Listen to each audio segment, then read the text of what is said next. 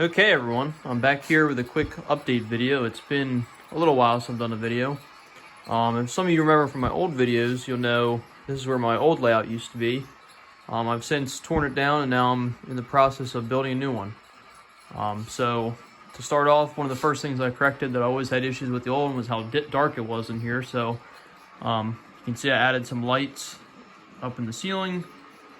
So they work off a switch, so it's nice and bright down here so I can easily see what's going on. So far you guys can see I've completed the bench work.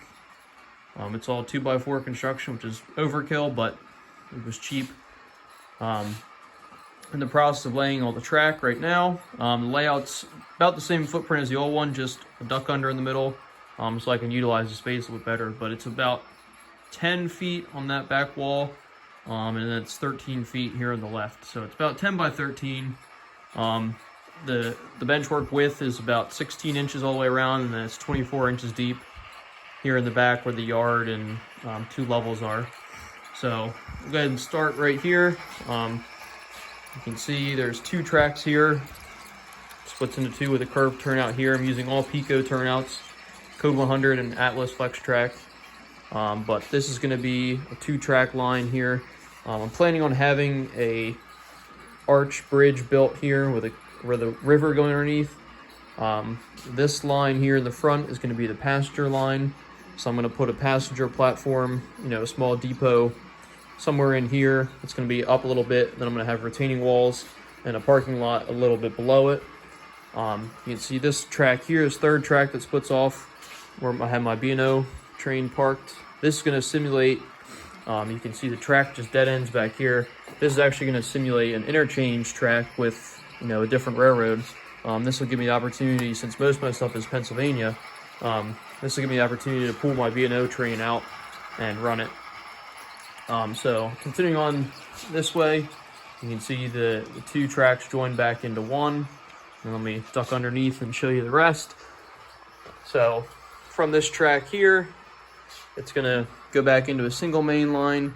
And then you can see there's a turnout here. There's Pico number 8, I believe. And that's going to go back along this wall. So it's going to, you can see I have the cork partially laid, but it's going to split off and be 1 track here. And then there's going to be a 2nd track to the left of it. And they're going to join up with a turnout right about where that cork ends. And that'll be, again, the interchange, but this will be the freight side of the interchange. The right side will be the passenger. So the freight line will come in here. There'll be a spot here, a passing siding to drop off and exchange cars. This back track here against the wall, there's going to be several flat buildings along the backdrop here. And there's going to be a spur that will serve all those. And I'm planning on having 2 spurs back there to put a 2nd industry here. So this light will have a bit more switching than the old one did, a bit more interesting to operate, but still have the ability to run trains. So continuing, it goes upgrade slightly here. It's about a 1% grade. Goes along the back wall. I'm going to have a turnout in here. That's going to be a little siding to store cars.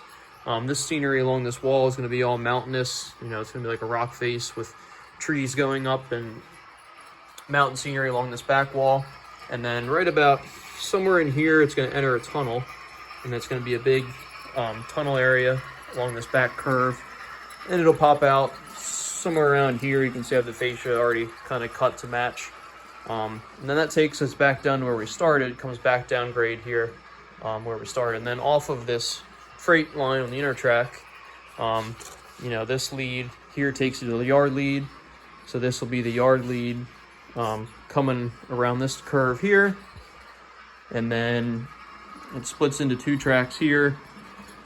You can see I have the FAs parked on the right track there. But this will be sort of the arrival departure tracks, if you will. And then the yard ladder branches off of that. So we have a 3-track yard, relatively small. It is a relatively small layout, so it should be plenty. And this front track here is actually going to be where I keep any cabooses, but it's also going to be a track for the locomotives to back onto and then continue this way, which will head down to engine servicing and storage. So you can see there's 2 tracks in the back there.